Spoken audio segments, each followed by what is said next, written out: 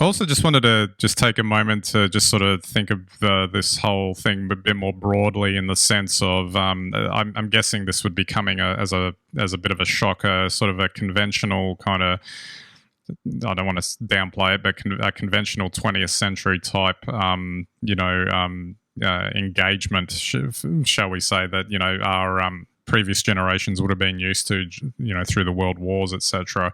And that, I guess there might have been a perception after 9/11 that modern warfare had moved from nation states attacking each other to individual bad actors, sort of stirring the pot and causing the trouble, and that modern warfare, in effect, had become murkier, in the sense that it was hard to track down exactly where people were, and it had to be done very carefully, because you might have bad actors in a country. You're not going to attack the country per se, although we had a whole thing before we got on about how the whole Iraq thing kind of went and all of that. But I think that's an important sort of backdrop to think about this in a more holistic sense, about like the sense of how this is coming across, even for like younger generations now that are more disconnected from sort of like early to mid 20th century politics and engagement, which was just such a completely different world to what we have now. And historically, it wasn't really that long ago. And what does this mean? Does this mean we have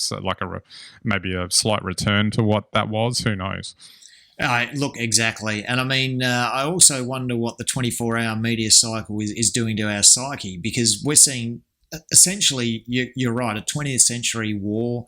It's to this stage, and let's hope it de-escalates, but it's relatively conventional. But we have a very modern media cycle. And that can well temper the way that we choose to deal with this, where we start jumping at things that may or may not be happening.